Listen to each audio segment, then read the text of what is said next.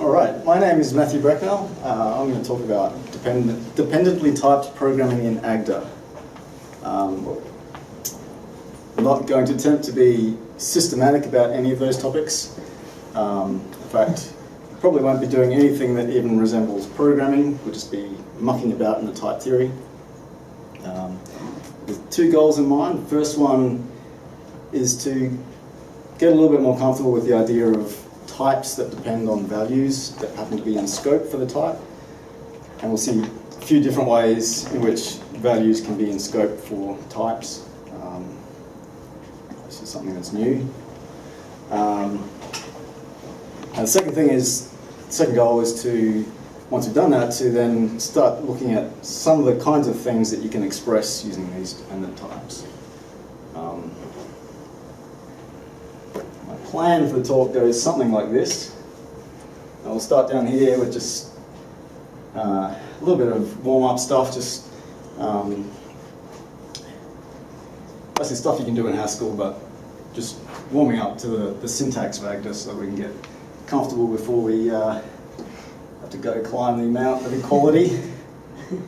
So this is where we see how we can actually define equality as a type rather than a function that returns bool.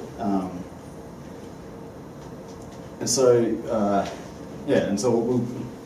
we'll be able to write proofs that things are equal, and we'll even have to, in some cases, write recursive functions to construct evidence of this equality, because we're talking about equality on functions that are also recursive. So once we've done that, then we'll take a bit of a breather, we'll head back down here, and we'll start with some type constructions that you're hopefully familiar with if you've been following along with Yorgi at least. So we'll start with some types, and we'll build up to a thing called a sigma type, which is kind of a generalization of the idea of a sum type. So that's might be a little bit of a hump there, and then we'll look at products, and we'll build up to pi types, which are also a generalization of the idea of a product type. So maybe that's a little bit of a hump. And then, we'll sort of...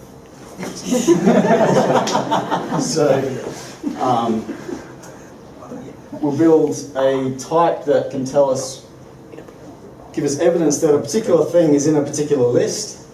We'll then build a thing that, like I'll call it a heterogeneous list, which is a list that's indexed by another list, and that other list will tell you what the types of the things are in this list. And then we'll use the two of these things to define an operator which allows us to fetch a thing out of this heterogeneous list. Using one of these, which is also indexed by the same list that this thing is indexed by, which means that this thing can be well typed and guarantee to give us a thing of the right type, which is kind of cool. And then, we'll embed the simply type name in calculus and show how these things can give us variables of the right types at the right times. Well, actually, this was my original plan for this talk, but when we did the practice run, it became evident that we'll have to set up camp here for the night, and we'll do the rest of that next month.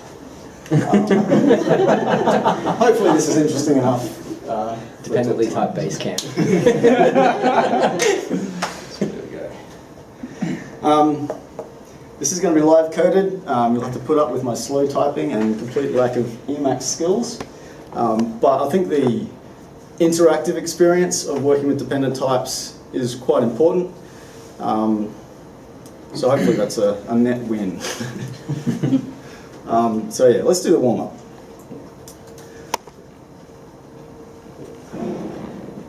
So what I did just then was I hit Control-C, Control-L, which is like the magic key that says load the file.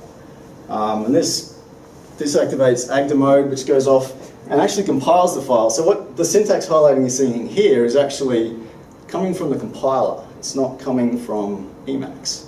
So Emacs just tells me whether this is a comment and this is not a comment, but this comes from the actual Agda type checker. So a couple of things. There are very few names that are predefined in Agda, or that are in scope by default. I think this is the only one that I'm aware of. This is the kind of data types. So we're saying bool is a type because it's a thing that has the type of data types. Pretty much everything else you have to either import, or another thing you can do is, Agda has a bunch of things that are built in, but they don't have names by default. You have to create your own name by just saying this is a thing which has a name string of type set, so it's a type. And we're going to associate it with this built-in implementation of a thing using Brecknell. And basically I'm only using that just so I can write string literals in silly examples. Alright, so this is the data type bool we're defining here. So we're defining the type bool, which is a thing of type set, or kind set, which means that bool is a data type. And I'm defining two ways to construct a bool. I'm going to call these true and false. And each one is given a type as well. So true has the type bool, and false has the type bool. And that's by definition, so I'm actually defining what these things are here. If you know a little bit about Haskell, this is essentially equivalent to saying data bool is equal to either true or false. You'll notice in Haskell, it's implicit that this is a data type, but in Agda we actually say this is a data type. It's implicit in Haskell that true is a thing of type bool and that false is a thing of type bool, but in Agda we have to explicitly say this. Okay, so these are the ways we can construct a bool, but now we can also do a thing which goes in the opposite direction. We can say we want a pattern match on a thing of type bool, so we're going to make a function of type bool to string. And here's the next little bit of Agda magic. This little green box is a little interactive space I can use. It's like a hole in the program. Agda's worked out that this hole is a thing of a particular type. And it's a little space I can play with. So I can write things like this, and it's, you know, I can just try to reload the file and it's fine. If I try to get it to type check that, it's okay with that, because that's a string. But actually what I want to do is show you case splitting. So if I type the name of the thing, so B is the name of the argument of type bool. If I type B and type Control-C, it does a case split. So it just automatically fills in the cases that I need to work with. And so now if I type Control-C, Control-comma in this hole, it tells me I need a string. So I can type string, fill in that hole, another string, and so we have a little function here. And we can evaluate this function down the bottom. If I evaluate that function at true, I get the expected result. Okay, so hopefully there's nothing terribly new here.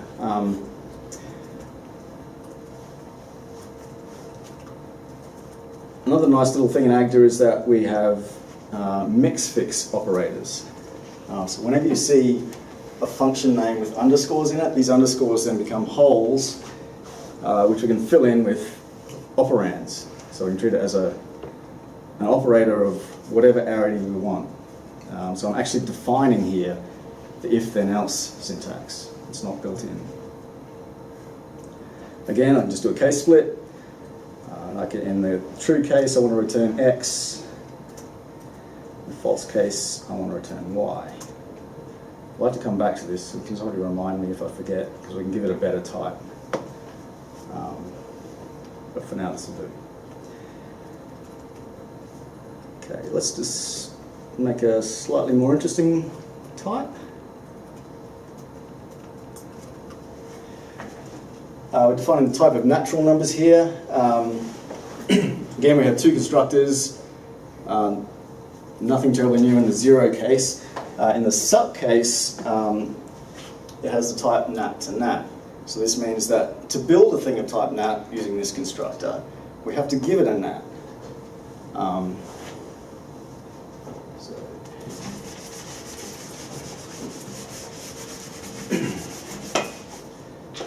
So just so you know what the equivalent Haskell looks like, would be something like data nat is equal to 0 or the successor of a nat. So what this means in terms of what we can actually construct, because suck has this, requires nat before we can give it, before it gives us back a nat, there's only one way we can start, and that's to write the number 0. So that is a natural number by definition. Now that we've got a natural number, I can apply suck to that and get another natural number. So this is what we generally call the number 1. And I can take that, build another one, and that's what we generally call 2, and so on. And by associating that with the built-in natural implementation, I get access to natural number literals that we're used to. For example, I can say number 2. But internally, this is represented as suck, suck, nat, suck, suck, 0. Okay, so again, we can do a case splitting on this. With the case split M, we get 2 cases. In the 0 case, I'm just going to say, well, 0 plus n is n. In the suck case, we actually get the m that nat was constructed with. So somewhere, like if we're matching on this nat, we get a suck m, then somebody constructed this nat as suck of some number m. So now I can define that to be the successor of m plus n.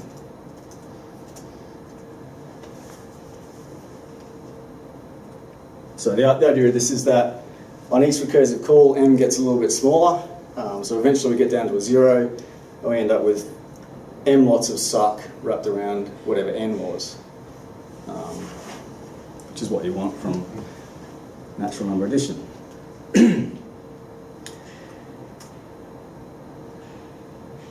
So we can just write 2 plus 3, and that's still a natural number. Yes.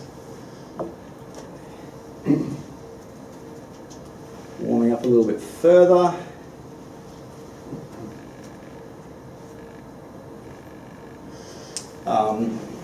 Define the type of ordinary non-dependent lists.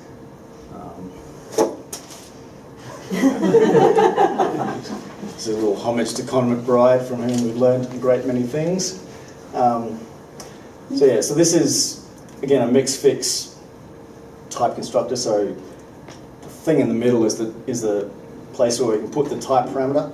So what's different in this definition is that we have, on the left of this colon, we have a parameter for this type. So we're defining the type of lists which are parameterized over some alpha, which is also a type.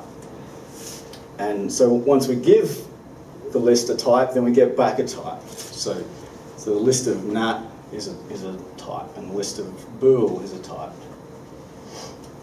Again, we have 2 constructors.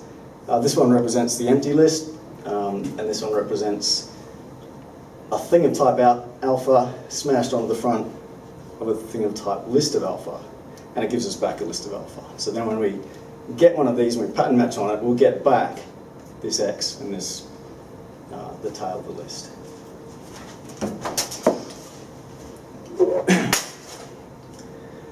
So, for example, we can define list concatenation. And again, we want a case split on the x's. In the empty list case, we just want to return y's. In the non-empty list, we get back the x and the x's with which this was originally constructed, and we can just stick that x on the front of x's plus y's. Not enough white space. There we go. All right, so now we can, for example, write 0, 1, 2, except we need to actually terminate the list.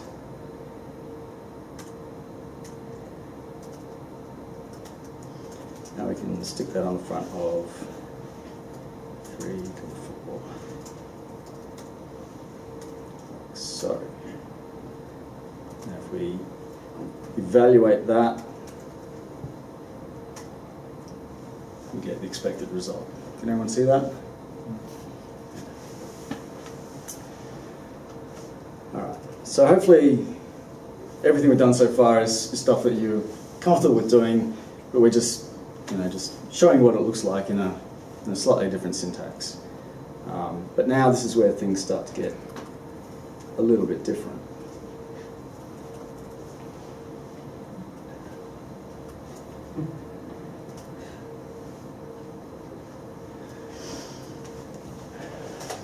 Okay, so we already know what it means to put a parameter to the left of the colon. So this is the type of equality parameterized over some type alpha, because alpha is a set, so it's a type. It's also parameterized over a value x of type alpha. Okay, so this is, although this is still a parameter because it's to the left of the colon, this is a little different because now we're parameterizing over a value as well as a type. And in fact, this value is of type alpha, which is one of the other parameters of this type. Okay. Now, the other thing that's a bit different is that we've got this alpha to the right of the colon. So previously, everything we've seen has been, we have a type constructed with some number of parameters, which gives us a set once we supply it with those parameters. But here, we actually have to supply it with another alpha before we get a type.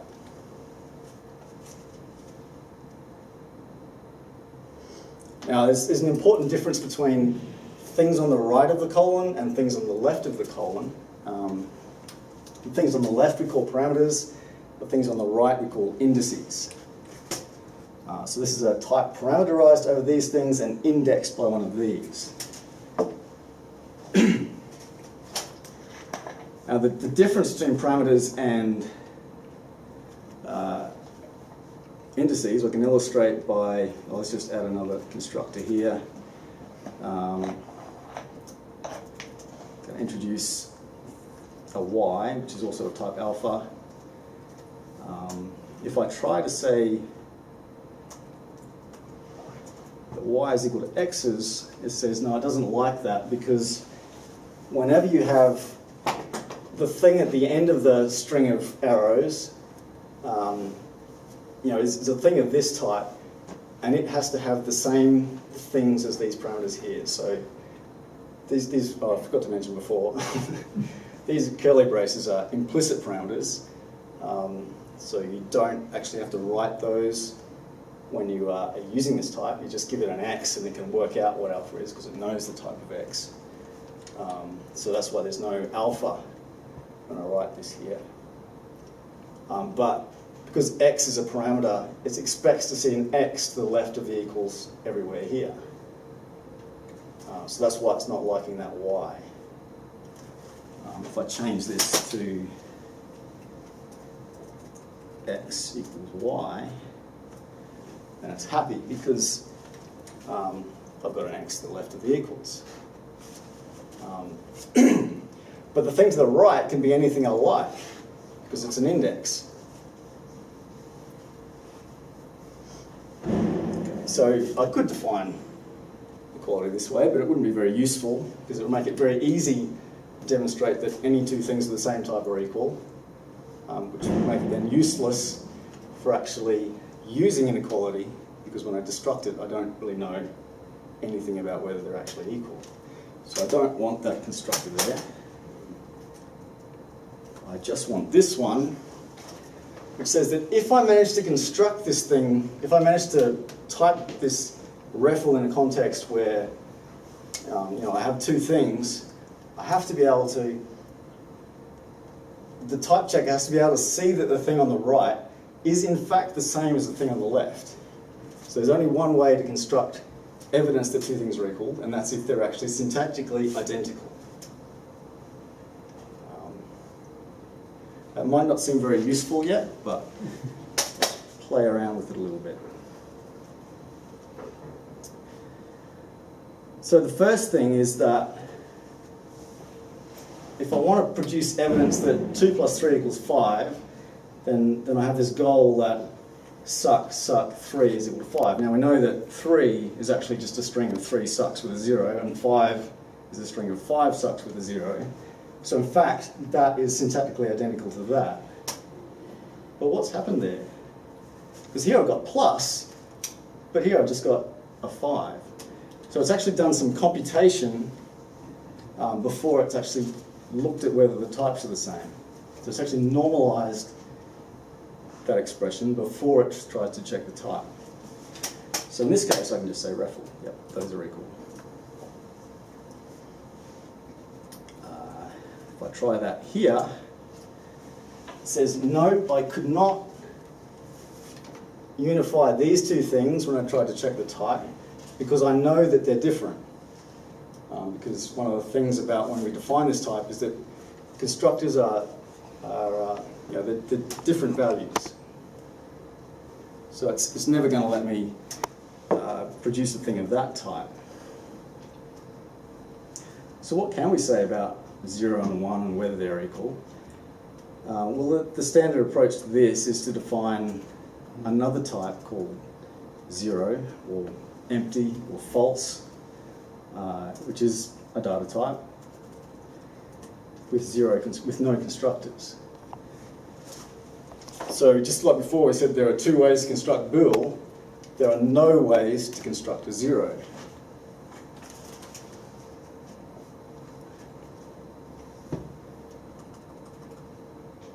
So then maybe we can say, well,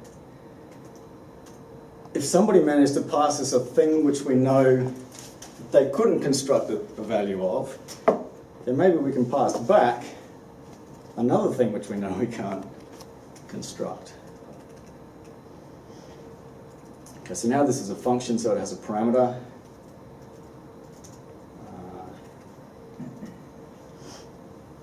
And now we can try to actually do a case split on that argument. And it said, well, there's no case to answer. So this is just like a Agda syntax for saying there is no case to answer because there's no way anyone could pass a value of this type to this function. So it doesn't matter that we can't construct a 0 because we don't have to actually, there are no cases in which we have to actually return a 0 because no one can ever call this function. So this is the standard encoding of, I guess, logical negation in a constructive type theory.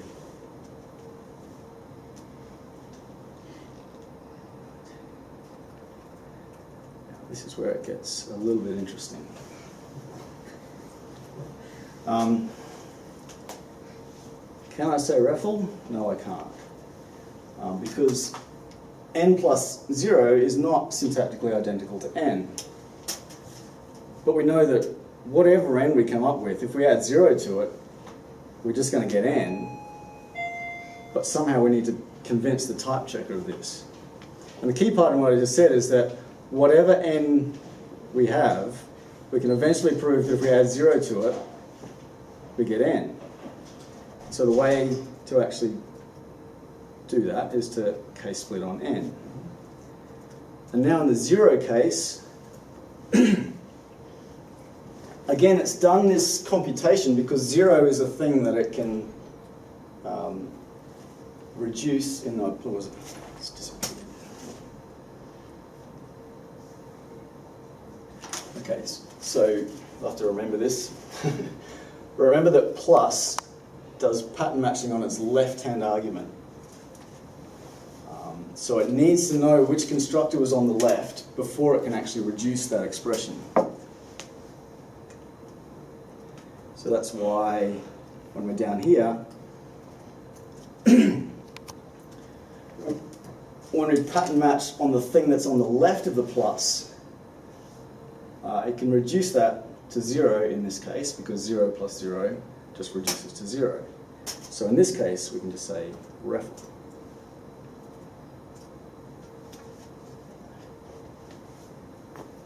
Okay, so now in this case, we have to prove that the successor of n plus 0 is equal to the successor of n. So it doesn't seem like we've made much progress. However, because we've gone down one level in the pattern match, we can actually make use of n.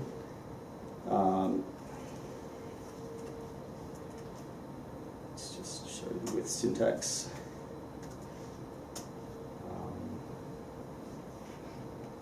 N.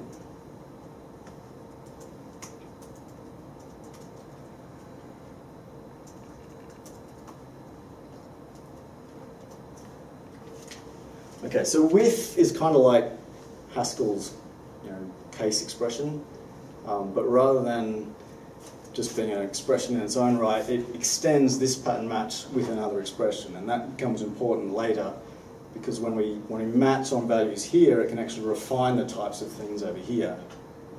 Not so much in this case, but it will happen later. So just think of this as like the Agda way of doing it, like a case expression in the middle of a function. So now we've got this thing EQ, which is the result of the recursive call, and so that's evidence that n plus 0 is equal to n.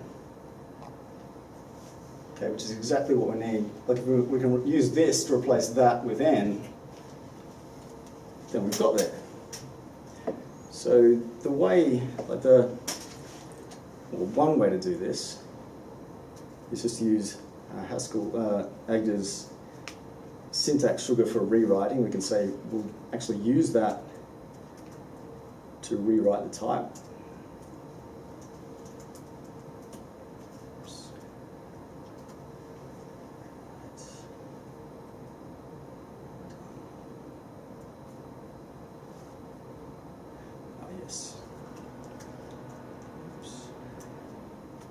Before we can use rewrite syntax, we have to tell Agda that this equality we've just defined is actually the built-in equality, but it doesn't like that because the built-in equality is slightly more general.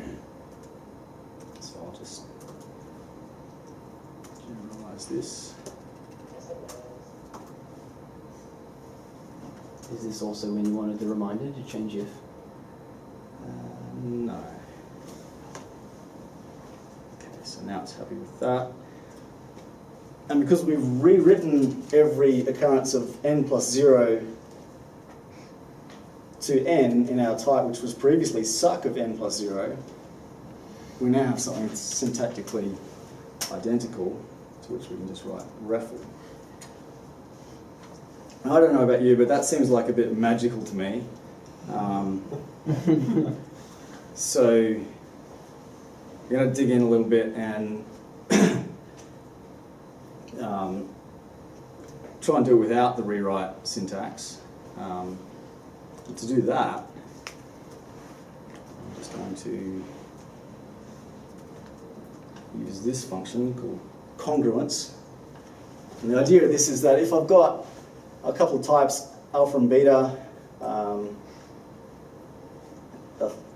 an x and a y of type alpha, and a function from alpha to beta, and an equality that says x is actually the same thing as y, then I want to produce evidence that f of x is actually the same as f of y. So all of these things are implicit arguments, and they turn up as these things with dots in them in our context here. That just means that we can't actually refer to these things when we're writing expressions here. We'd have to bring them into scope explicitly if we wanted that. What we do have is evidence that x is equal to y. I don't want to use rewriting here. I could, but what happens if instead of just providing an arbitrary name for that argument, if I actually pattern match on the refl constructor? Actually, I'll do it by a case split on it.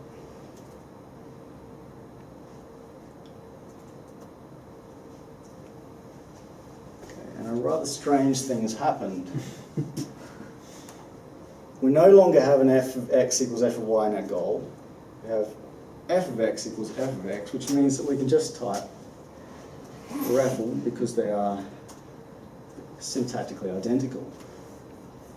So what is actually different?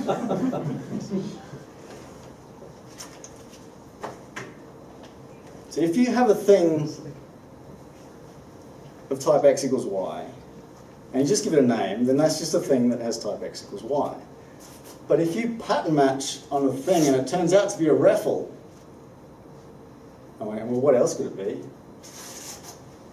Then the type checker suddenly has evidence that the thing on the right, which is named y here, is in fact the same thing as x. And so by pattern matching on this raffle here, it's already rewritten the type for us. Okay. There's a little bit more to that, which we'll come back to, but now we can use that here. So now f is going to be suck.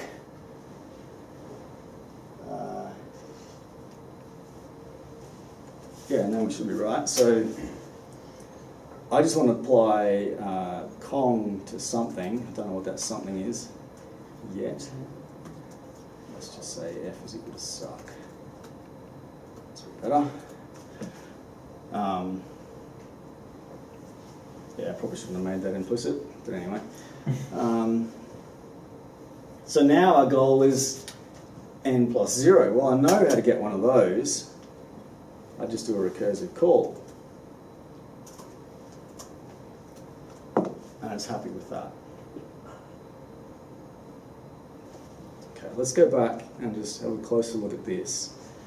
Because I made all these things implicit, you don't actually get to see everything that's going on. So let's make them explicit.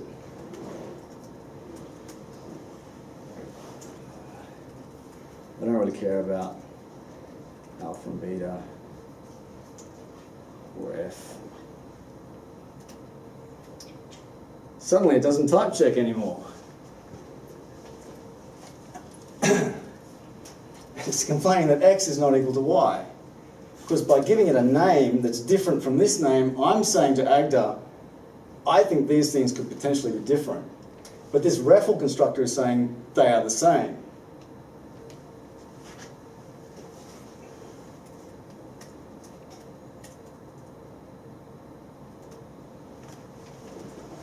Now I'm saying this dot here, it says it has to be x. If I just said x, I would have complained that repeated variables, because it's like a I'm trying to do a non-linear pattern match here, which is not allowed. But the dot is me saying to Agda, this parameter here has to be determined, fully determined by something that I pattern matched on the right. I mean, it just happens to be this raffle here. I want you to check that that's the case, and well, yes, it does. And I'm also saying, well, it has to be x. Okay, so that's slightly more detail about exactly what's going on there. All right.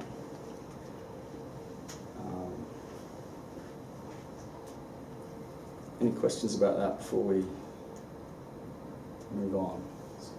So can you leave out f equals suck in the example file? Good question. No. Yeah, so these little red bits basically mean that there's like a meta variable somewhere that it couldn't figure out what it wanted to be. And it needs to be able to figure everything out. Yeah, and in that case it can't. So I think probably what I should have done, let's just make that explicit. Lost in the suck. What's going on?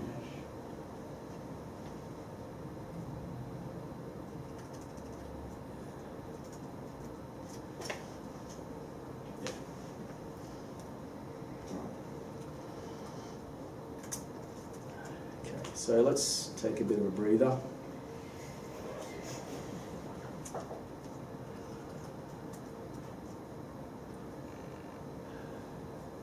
So, shouldn't be anything new here, apart from Unicode maybe. This is just an algebraic data type with two constructors, left and right, two type parameters, alpha and beta. So if I give plus a type on the left and a type on the right, then I get back a type. The left constructor wants an alpha, the right constructor wants a beta. So this is just nothing more or less than your Haskell either A, B, oops, B, it's a left of A or a right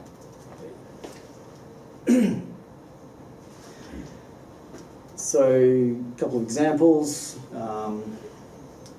If I go left, then what does it want? It wants a string. If I go right, what does it want? It wants a number. Okay, hopefully there's nothing too startling there. What I want to do next is define another data type twice, which takes a single type parameter, beta, and gives me back a data, some data. Records in Agda are sort of, they're like single constructed data types, but you get to name the fields, and they have slightly different reduction semantics, but nothing that's important for tonight. Main thing is I just wanted to be able to show this thing, which is a value, and a thing and a type. So whenever you see a colon, it means this thing has this type. Never to be confused with equals, which says this thing is defined as this. Okay. So it's going to get confusing.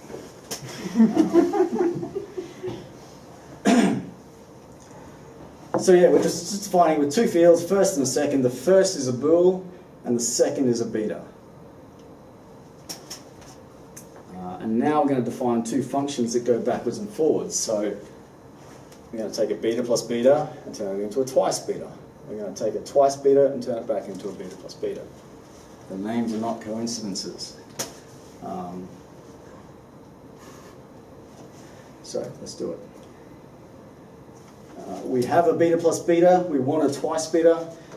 So we could just k-split on the beta. If we came from the left, I'm going to go to a pair of true and x. If we came from the right, I'm going to go to a pair of false and x. Simple stuff. Going the other way, remember this twice is a record, so when I k-split on that, I just get a single case with the two components. But the first component is a bool, so I can k-split on that. And now if we came from false, came from true, I'm going to go to the left. I'm going to go the same way.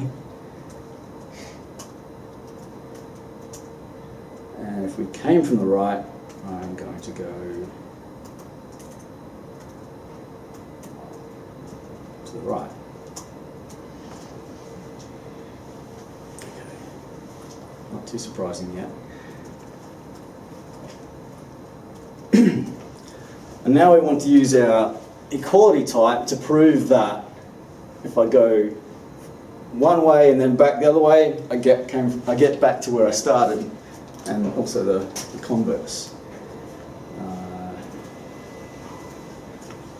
So in this case, I have a twice beta, and I want to prove that.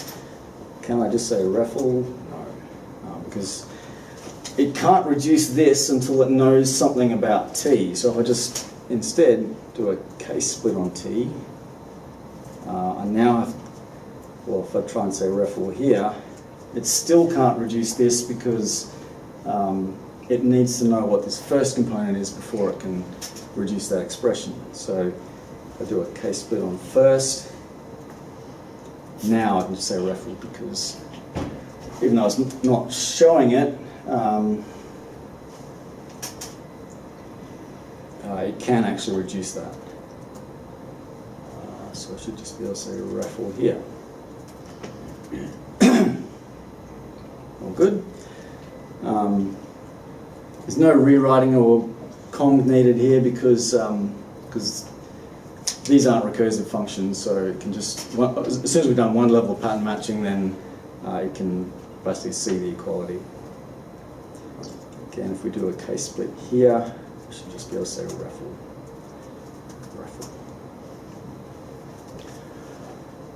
Okay, so what have we just done? I actually proved that if I take a beta plus beta, so it's an instance of this data type, but where I've got beta on both sides, it's isomorphic to, which means it contains the same information as a pair of a Boolean and a beta. It's not really surprising because if I have beta plus beta, then either I've got a left and a beta or a right and a beta, so either way I've got a beta. But I've also got this extra information about whether it came from the left or the right.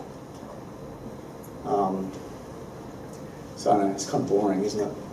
Which is the superior encoding?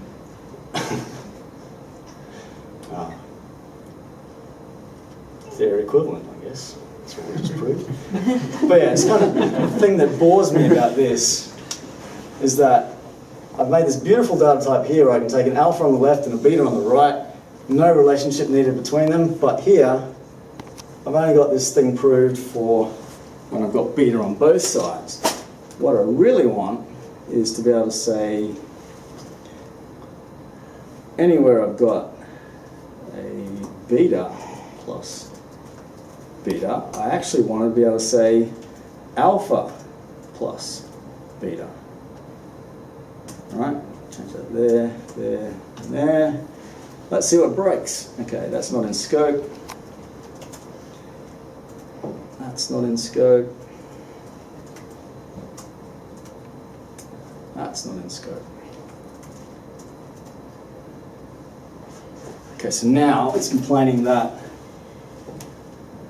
this thing wants a beta, because it always wants a beta here, but this thing gave me an alpha.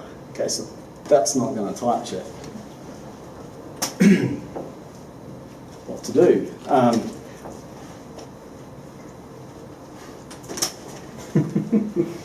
So I'm going to just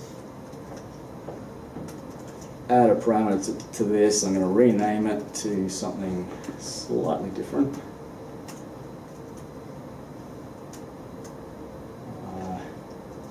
So now wherever I've got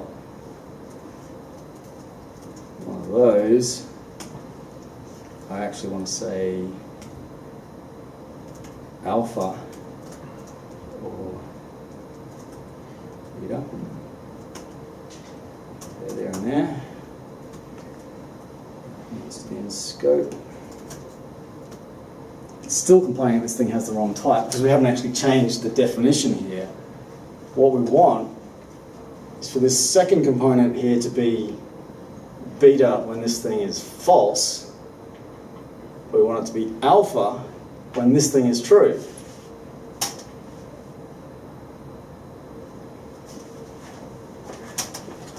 Does that make sense? Mm-hmm.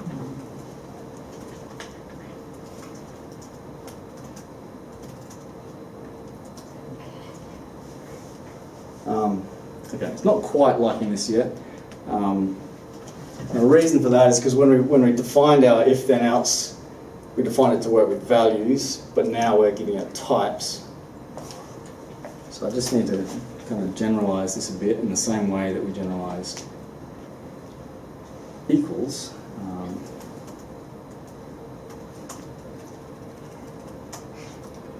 So what this is saying is that there are multiple levels of sets.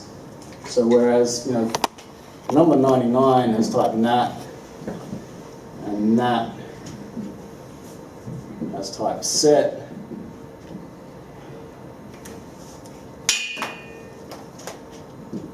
set has type set1.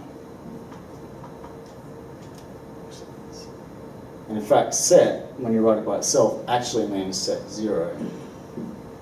And set1, well, I can go on. So there's like an infinite tower of sets. There's good reason for that, but I'm not going into it tonight. So what this does is says for any level L, and for any T of type set L, yeah, just do it.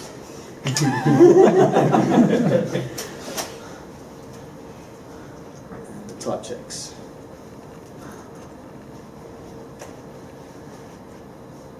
Okay, including all of this. So I changed all the types, changed the type, didn't change any of the values. Wasn't set the only fixed thing in the language, the one thing that you couldn't mess with? Yes. Okay. So, whereas before we proved that beta plus beta is isomorphic to a pair of a bool and a beta, now we've proved that either alpha beta is isomorphic to a pair of a bool and a thing whose type depends on the value of that bool. Okay, so don't get confused. This is a colon. This is not an equals. So second has this type.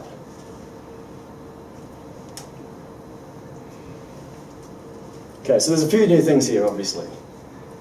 First is we're just writing value expressions in types. It's not actually that interesting. I mean, we can effectively do that in Haskell. We just get a slightly less nice language for doing that. But what's interesting here is that this value, so the first value, the thing on the left of this column, is in scope in this type. Okay, so we're naming a bunch of values, the fields of this record, and this value is in scope for this type. This is a type that depends on this value. So yeah, this is our first obvious example of a dependent type. So we've actually generalized this isomorphism that we've demonstrated here by generalizing this type.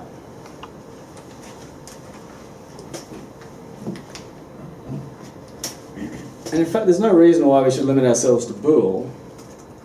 Let's define a thing, just give it a random name, sigma. Which takes a parameter I of type set. So basically, this I is going to replace the bool, so we're parameterizing over what was previously fixed at bool.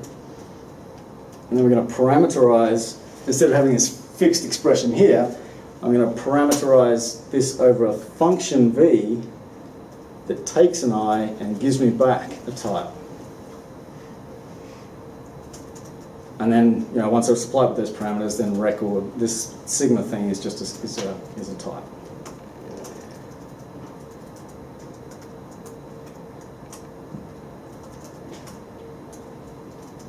Okay, so the first field is going to be the thing of type I, and the second field is going to be a thing of type v of the first field.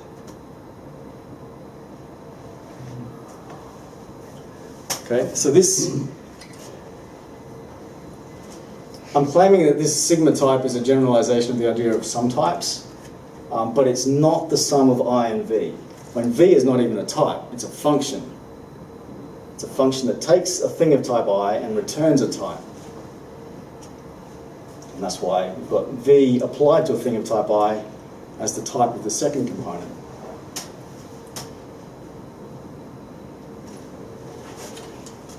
So now, for example, we could even write this thing here not as a record type, but as a function that takes a set and another set.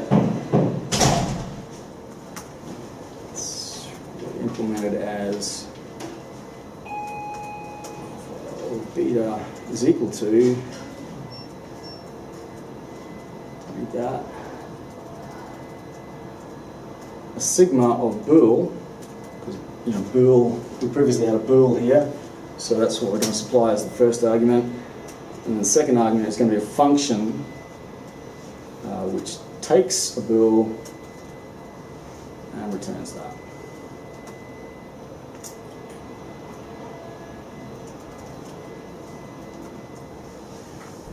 Still type checks. All right, so this is our sigma type. That was our first little hump.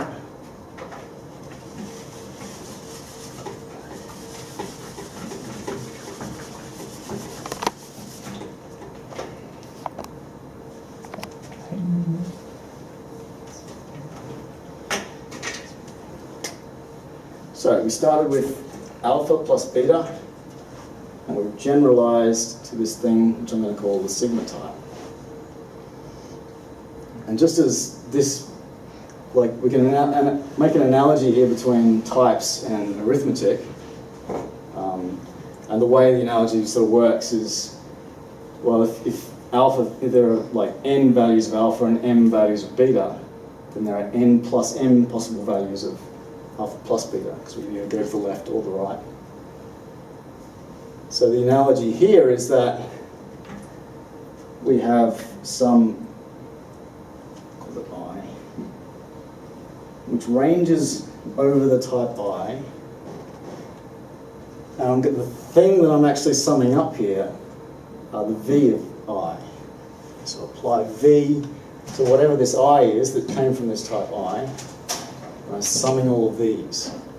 So I'm not summing I and v, I'm summing the image of all the possible v's that I can get by giving it all the possible values of I, all the possible values of I. Okay. So what we actually gain here is the possibility of infinite sums.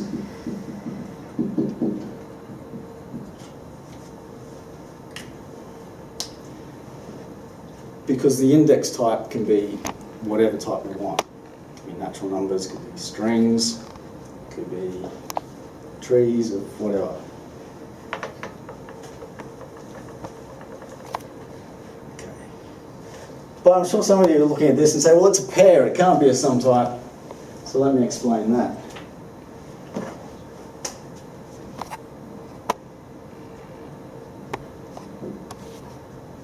Okay, so this is the product type, which is the type of pairs of alpha and beta. So what happens if I do this sigma sum over all the possible values y, but this v doesn't actually depend on I? Okay, so it's just a constant thing that we're summing up. So then I end up with v plus v plus v plus v to I times. Okay, which looks awfully like v times I. Okay, so that's what the relationship is between this thing looking like a pair and product types. Okay, so if v does not in fact depend on this first component, then I get the product type. If I limit I to be bool, then I get the sum type. Or to, in fact, to any sort of finite enumeration type. And I get the finite sum types. Okay, so this is, call it an invariant sum, which turns out to be a product. Leaving myself much space. Okay, so the next thing we're going to do is essentially exactly the same thing, but for products.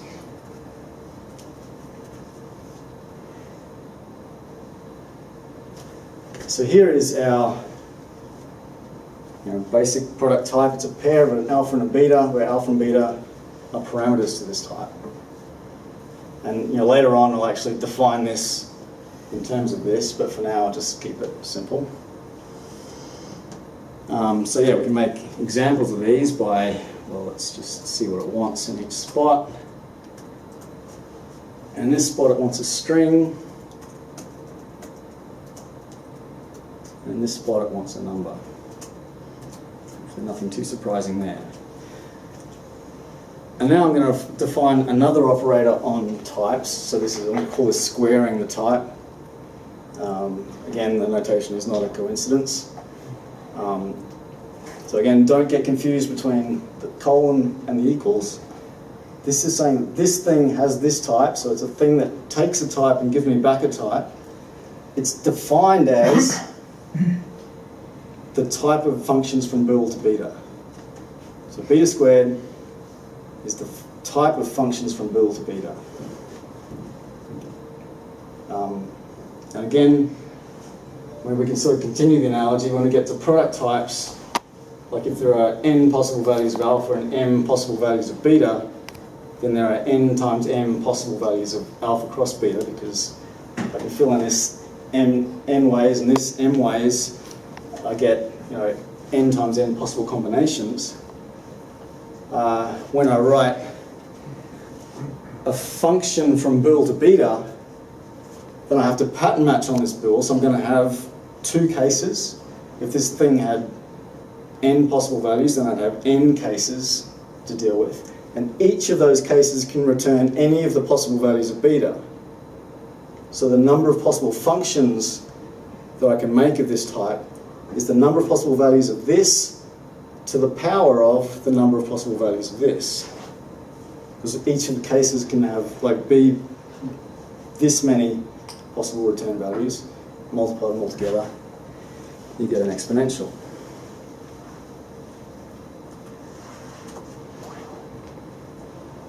Okay, so I'm just going to define a little pseudo constructor. Remember, this is a function, so this is actually bool to beta. So we actually get three arguments. There's an x and a y of type beta, and a b, which is a bool, and we want to return a beta. So given that we've got a bool, I can case split on that. In the true case, I'll return x. In the false case, I'll return y. So yeah, so now, like to return an n squared, I can just do something like this. So in this case, it wants a number, and also in this case. Okay, but remember, this is actually a function from bool to natural. So, for example, I can evaluate example 9 at true, and I get the thing on the left. If I evaluate it with false, get an error. You did exactly You had it, yeah. Oh, okay. Yeah, right. Well, you get it anyway. Alright, so now I want to define my two functions going either way. In this case, I've got a pair, so I can destruct that. Annoyingly, it introduces the parameter there. But actually, I just want to return, which is my pseudo constructor, to repackage that. In this case, we've got a beta squared. Remember, that's a function, so I can apply that to true, and I can apply that to false. Those are two functions.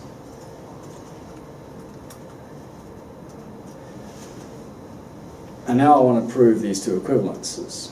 Unfortunately, in this first case, we're stuck because this is a function and this is a function, and we're working in an intentional type theory.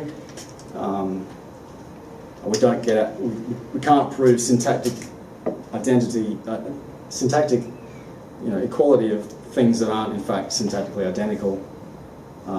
So what we have to do instead is prove that these functions are equal on all their points. This is a Boolean function, so I'll just introduce a Boolean argument. And I can prove that that thing applied to B is the same as that thing applied to B. Okay, so now I just need to introduce the B, which I can then case split. And I think that should reduce.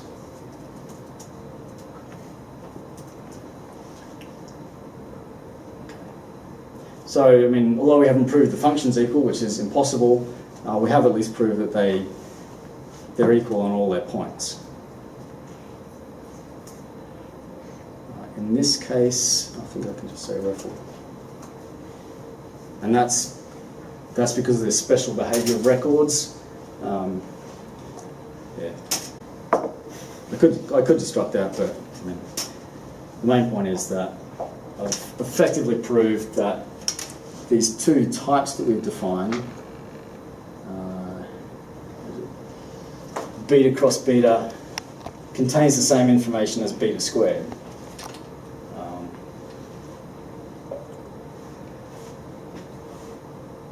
And again, if you think about it, it kind of makes sense. So if I have a pair of two betas, because I've got beta in both spots, I've got two betas, I can define a function that takes a bool and just picks one of them. So yeah, it makes sense that those two things contain the same information. But again, it's kind of boring. What I really want to say is everywhere I've got beta cross beta, I want to say alpha cross beta. There, and there.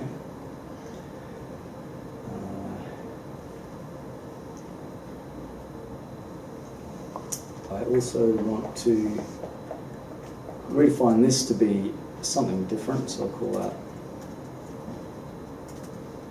one of those.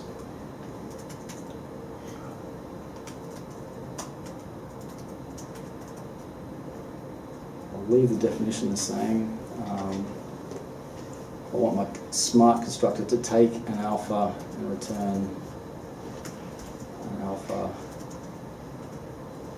and beta. In fact, everywhere I've got beta squared, I want to have an alpha and a beta.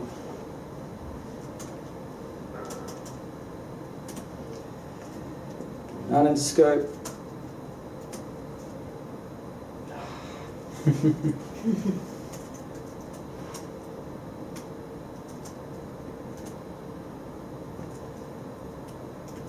Not into scope.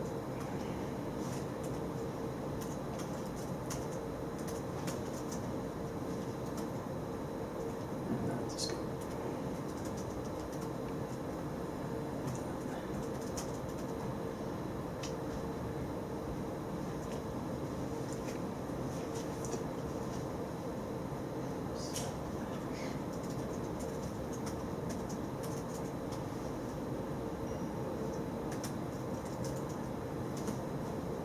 Okay, so once again, it's now complaining that this thing has the wrong type, because alpha and beta always produces a beta, so it wants a beta, but in this case we've given it an alpha. So once again, we want the type that this thing returns to be alpha when this bool is true, and beta when this bool is false. So it should come as no surprise by now that I can just say, well, if something, then alpha else beta. But what's this something?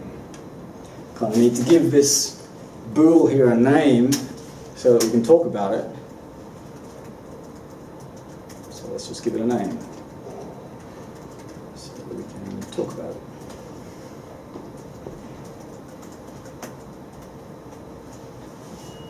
And it all type checks.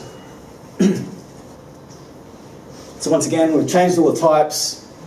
Well, I changed that implementation, but other than that, I didn't change any implementations. So effectively what we've proved is that a pair of an alpha and a beta has the same information as this type here. So the type of functions that take a bool, which we're going to call B, and return a thing that depends on B. A thing of a type that depends on B. Okay, so this is a different kind of dependent type.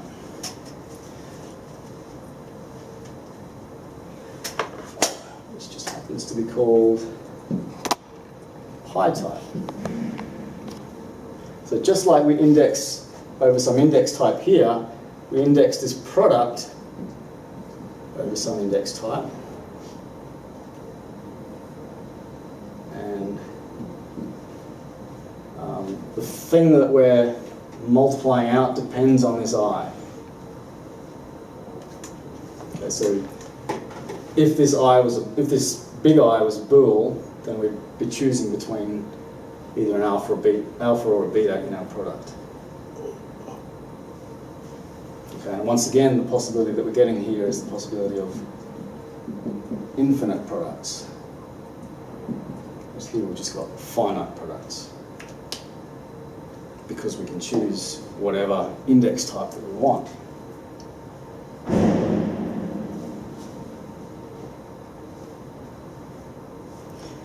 So if you really wanted to, we could define a pi type to be a thing that takes an A of type set and a function from A to set and gives us back a set.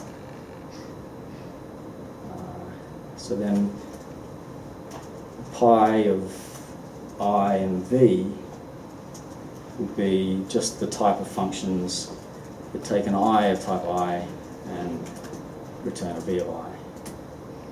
And we could even define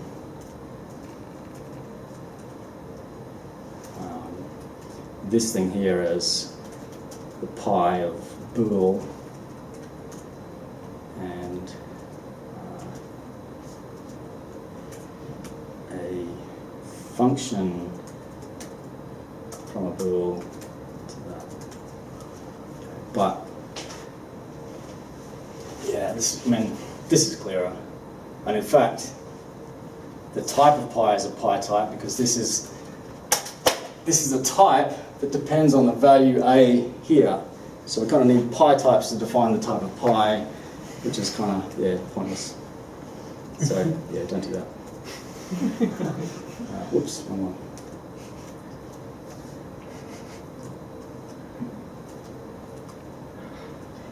Back.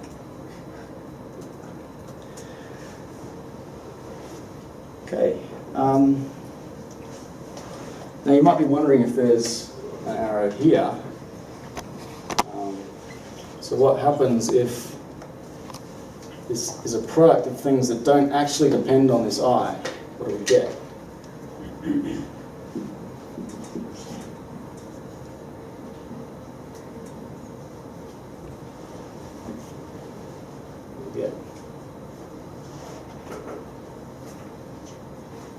Exponentials. What did we say exponentials were before? They were just function types. Okay, so when you have a function type that doesn't actually depend on the value of the function, you just get an ordinary function. Okay, so these things are sometimes called dependent functions or dependent products, just as the things we saw before can be called dependent sums or dependent pairs. It just depends where you're viewing them from.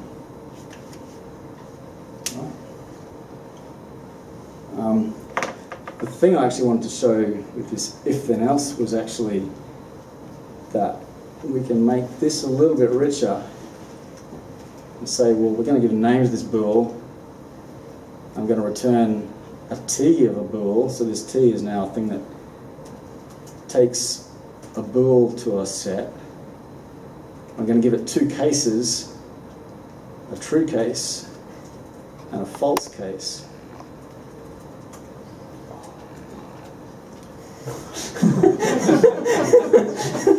And it still type checks. And more to the point, if I implement it wrong, it complains. Okay, it's saying that this Y is a thing of type T of false. So it wants a T of type T of true, but I'm trying to give it a T of false. Okay, so by enriching the types, we actually force a particular implementation. I think I'll finish there.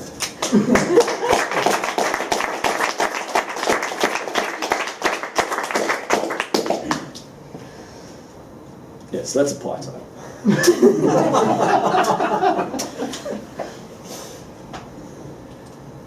And those of you who've done some software foundations should hopefully recognise that as the induction principle for Boole.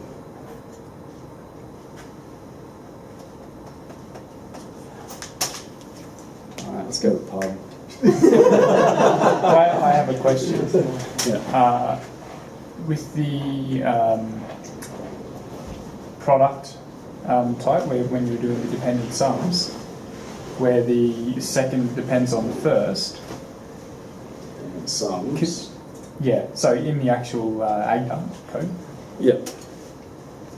when you have the dependent record.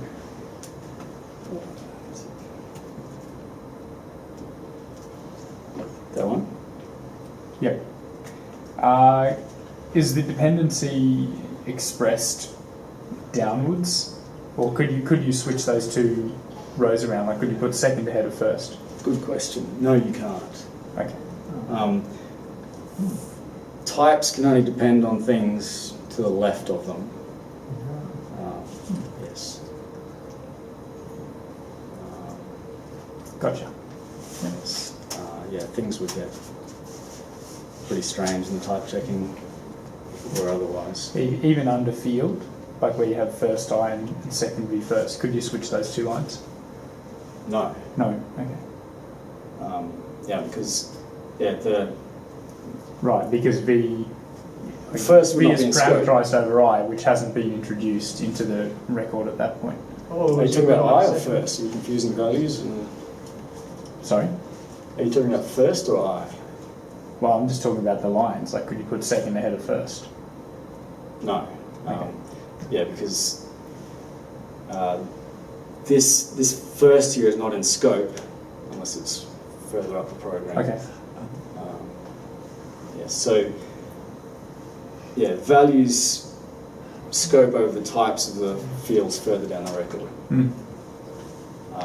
Now, when we get to interesting stuff next week, you will see, yeah, the same thing. When we have, more, GADT style data definitions where you've got, a string of fields that result in a result type, then yeah, you'll be able to have things further down to the right depending on the values of things further up to the left. Cool. When you use the presume function composition, is that defined in the language, or did you define it not explicitly? Function. I didn't do any function composition. So about yeah. defun. No, that's just a character. I mean, Oh, okay, that's not.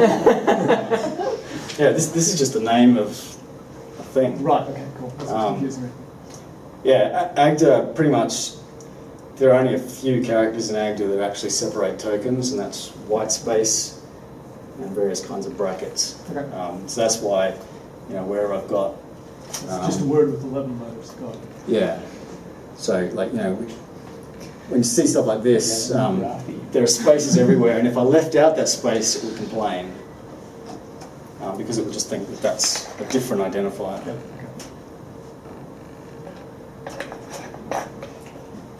Where can you put the holes outside of like definitions? So you were using them in say the body of the function. Can you put a hole in a type? Is that spoilers? So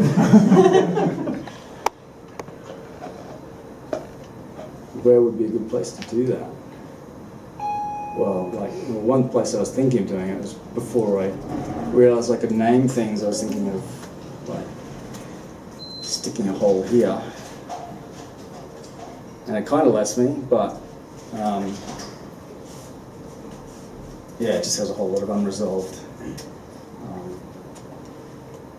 what about the line above? Like if you had that line back the way it was, can you put it in there? Yeah. Oops.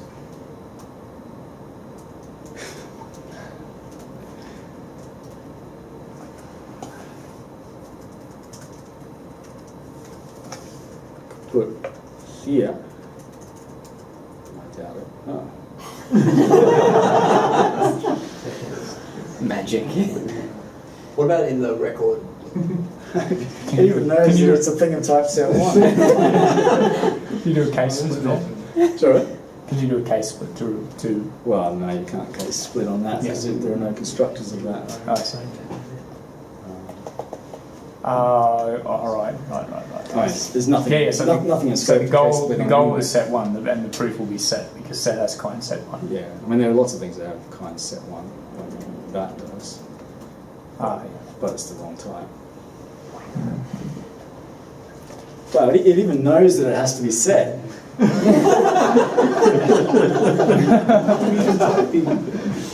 So why can't it put set there? Sorry?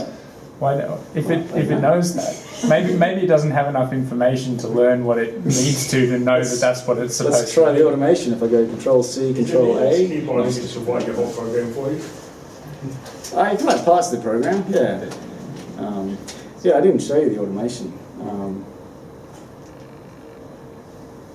Where's a good place to show that?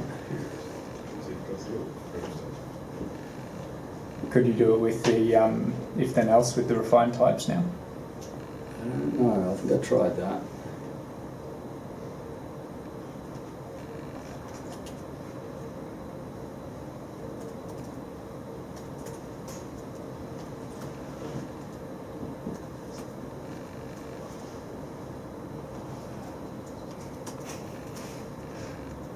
Yeah.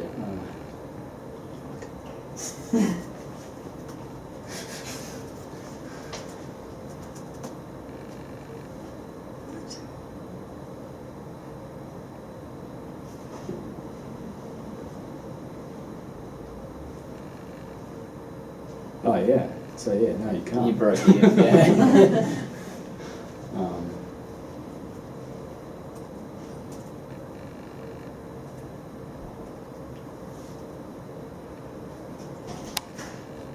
no. What about for the induction case for plus? Can I find a solution Isn't there there? another automated refinement that it's like Control C, Control R or something? Don't know about that.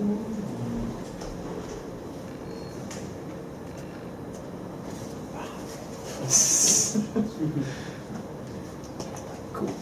Wrap it up? Thanks, Matt.